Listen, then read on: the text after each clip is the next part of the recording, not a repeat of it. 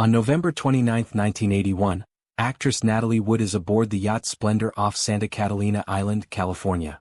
With her are her husband, Robert Wagner, actor Christopher Walken, and the yacht's captain, Dennis Davern. The trip takes place over the Thanksgiving weekend. Alcohol is consumed during the evening. If stories like this matter to you, consider subscribing, because what happens next reveals how this system truly works. Late that night, Wood disappears from the yacht. The circumstances are not immediately witnessed by others on board. In the early morning hours of November 30th, her body is discovered floating in the water near a small inflatable dinghy. She is 43 years old. The Los Angeles County coroner conducts an autopsy. The cause of death is listed as drowning and hypothermia. The manner of death is ruled accidental. Investigators conclude that Wood likely leaves the yacht in the dinghy and enters the water. Bruises are documented on her body. At the time, authorities determine the injuries are consistent with an accidental fall. For decades, the case remains closed. Public attention continues due to Wood's prominence and the presence of well-known figures on board. In 2011, the Los Angeles County Sheriff's Department reopens the investigation after new statements emerge from individuals connected to the case. Detectives review prior testimony, physical evidence, and forensic findings. In 2012, the coroner amends Wood's death certificate. The manner of death changes from accidental drowning to drowning and other undetermined factors. The amendment reflects uncertainty about how she enters the water. The cause of death remains drowning and hypothermia. Authorities state that bruising on Wood's arms and body raises additional questions. They do not conclude that a crime occurred but acknowledge unresolved elements. Investigators focus on inconsistencies in prior accounts. Captain Dennis Davern states publicly that earlier statements do not fully reflect what he hears and observes that night. Law enforcement reviews these claims. Detectives also re-examine the timeline aboard the yacht, including reports of an argument between Wood and Wagner. Officials confirm that raised voices are reported but do not formally determine what is said. In 2018, the Los Angeles County Sheriff's Department names Robert Wagner as a person of interest. Investigators state that Wagner is the last person seen with Wood before she disappears. They request a formal interview. Wagner, through his representatives, denies wrongdoing and states that he cooperates through prior interviews. Authorities do not file criminal charges. The physical evidence remains limited. The yacht is not treated as a homicide scene in 1981. No forensic preservation protocols associated with suspected violent crime are implemented at the time. By the time the case is reopened, decades have passed. Environmental exposure and the passage of time affect what can be re-examined. Investigators analyze the position of the dinghy, the depth of the water, and the distance from shore. They consider whether Wood attempts to secure the dinghy after hearing noise against the hull. They also consider whether she attempts to leave the yacht voluntarily. Officials state that the exact sequence of events cannot be conclusively determined based on available evidence. The amended death certificate reflects this uncertainty. The classification of undetermined signals that authorities cannot rule out alternative explanations. It does not assign criminal responsibility. The Sheriff's Department continues to state that the case remains open. Detectives indicate they remain interested in additional information. Public interest persists because the case involves a well-known actress and conflicting accounts. However, investigators maintain that conclusions must rest on verified evidence. No witness reports seeing Wood enter the water. No direct evidence establishes how she leaves the yacht. The autopsy confirms drowning but does not establish intent or mechanism. The legal threshold for criminal charges requires proof beyond reasonable doubt. Prosecutors do not bring charges in this case. Law enforcement continues to describe the investigation as active but unresolved. As of the most recent official statements, no arrest is made.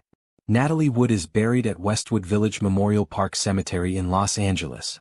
Her death remains one of the most discussed unsolved cases involving a Hollywood figure. The official record reflects drowning and other undetermined factors. The investigation reflects the limits of forensic science when early evidence collection is incomplete. The case demonstrates how initial classifications can shape the trajectory of an investigation. It also shows how amended findings can acknowledge uncertainty without establishing criminal liability. In the absence of definitive proof, the record remains open. More than 4 decades later, the essential question remains unanswered. Authorities confirm only what the evidence supports. A woman enters the water. She drowns. The exact circumstances remain undetermined under the law. On July 18, 2011, 31-year-old Rebecca Zahau is found hanging from a second-floor balcony at the Spreckels Mansion in Coronado, California. The residence belongs to pharmaceutical executive Jonah Shacknai. Zahau is his girlfriend.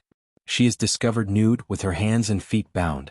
A handwritten message is painted on a bedroom door inside the home. 2 days earlier, Shacknai's 6-year-old son, Max Shacknai, suffers a severe fall inside the mansion.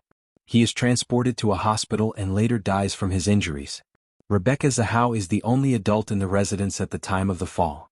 Law enforcement investigates the child's death and determines it to be an accident. No criminal charges are filed in connection with that incident. On the morning Zahau's body is found, Jonah Shacknai is in Memphis, Tennessee. His brother, Adam Shacknai, remains at the Coronado property. Adam Shacknai calls 911 shortly after discovering Zahau's body. He reports that she is hanging from the balcony and unresponsive. First responders arrive and confirm she is deceased. The San Diego County Sheriff's Department initiates an investigation. Detectives process the scene and collect physical evidence. The bindings are analyzed. The message painted on the door reads, "She saved him, can you save her?" Investigators document the handwriting and examine materials used to create it. An autopsy is conducted by the San Diego County Medical Examiner's Office. The cause of death is determined to be hanging. The manner of death is ruled suicide in 2011. The medical examiner cites the absence of defensive wounds and the nature of the ligature marks as consistent with self-inflicted hanging. Toxicology results do not indicate incapacitating substances. Investigators consider whether Zahau could physically bind herself. Law enforcement conducts reenactments to test the feasibility of self-binding. Detectives conclude that the bindings are possible to apply without assistance. They also determine there is no conclusive forensic evidence placing another person at the balcony during the time of death. Adam Shacknai cooperates with investigators and provides a DNA sample. His DNA is found on the rope. Authorities state that his explanation, that he cuts Zahau down and attempts to render aid, accounts for its presence. Investigators do not find evidence that contradicts his account at that time. The Sheriff's Department closes the case as a suicide. Zahau's family disputes the finding. They file a wrongful death civil lawsuit in 2013 against Adam Shacknai. The civil case proceeds in San Diego Superior Court. In 2018, a civil jury finds Adam Shacknai liable for Zahau's death. The jury awards damages to Zahau's family. The burden of proof in civil court differs from criminal court. It requires a preponderance of the evidence rather than proof beyond reasonable doubt. Adam Shacknai denies wrongdoing and appeals the verdict. In 2019, the appellate court overturns the civil jury's decision due to procedural errors and orders a new trial. In 2022, the parties reach a confidential settlement before a retrial occurs. The terms are not publicly disclosed. The settlement does not alter the official ruling of suicide by the medical examiner. The San Diego County Sheriff's Department re-examines the case multiple times after public criticism and independent reviews. Each time, the department reaffirms its conclusion that Zahau's death is a suicide. Investigators state that no new evidence supports criminal prosecution. The case receives national media attention because of the unusual scene, the prior injury to Max Shacknai, and the civil court verdict. However, criminal authorities maintain that available forensic evidence does not establish homicide beyond reasonable doubt. Rebecca Zahau is buried in Missouri. The official record lists her death as suicide. The child's death remains classified as accidental. No criminal charges are filed in either case. The investigation illustrates the difference between criminal findings and civil liability. It also reflects how complex scenes can generate conflicting interpretations. Law enforcement conclusions rely on forensic analysis, physical evidence, and legal standards required for prosecution. As of the latest official statements, no criminal case is pending. The record stands as ruled by the medical examiner. The debate surrounding the case continues in public discourse, but the legal classification remains unchanged. In the years that follow, public attention surrounding the death of Natalie Wood does not fade. The Los Angeles County Sheriff's Department continues to review evidence connected to the 1981 incident aboard the yacht Splendor. Detectives state that reopened cases require reassessment under modern investigative standards. However, they also confirm that physical evidence from the original scene is limited. In 2013 and again in later updates, investigators reiterate that the case remains open. They confirm that witnesses have been re-interviewed. They also state that certain prior statements contain inconsistencies when compared against physical findings and timelines. Despite renewed scrutiny, authorities do not announce any arrests. In 2018, the Sheriff's Department publicly identifies Robert Wagner as a person of interest.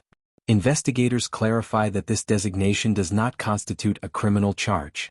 It indicates that he is someone who may possess information relevant to the investigation.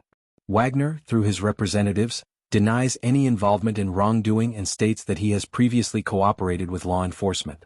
Detectives explain that the designation is based on witness statements and the fact that Wagner is the last person known to be with Wood before she disappears. Authorities request additional interviews. Public records confirm that no charges are filed. Prosecutors do not announce a grand jury proceeding. The forensic questions remain central. Bruising documented during the autopsy is re-examined by independent experts consulted during the reopened investigation. Officials state that some injuries could be consistent with contact against surfaces on the boat. Others cannot be definitively explained. The amended death certificate, issued in 2012, continues to list the cause as drowning and hypothermia, with the manner of death described as undetermined. Law enforcement confirms that without new physical evidence or a direct witness account establishing criminal conduct, the legal threshold for prosecution cannot be met. The passage of time complicates witness reliability.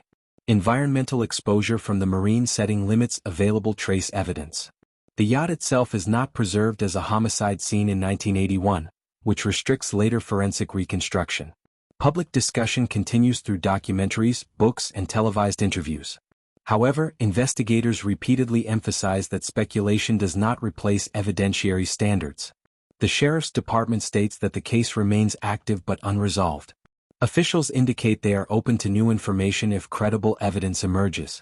As of the most recent official updates, no one is charged in connection with Natalie Wood's death. The legal record remains unchanged. The amended classification reflects uncertainty, not confirmation of criminal activity. The investigation stands as an example of how initial determinations can shape long-term outcomes in a case. Natalie Wood's career remains part of American film history. Her death remains part of American criminal investigation history. The two are permanently linked.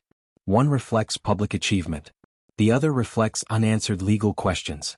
The final conclusion is limited to what evidence supports. A woman enters the water near Santa Catalina Island. She drowns. The precise circumstances remain undetermined under the law. The case remains open. If you think this story was intense, the next one will leave you speechless. Subscribe for more true crime stories that'll keep you on the edge of your seat.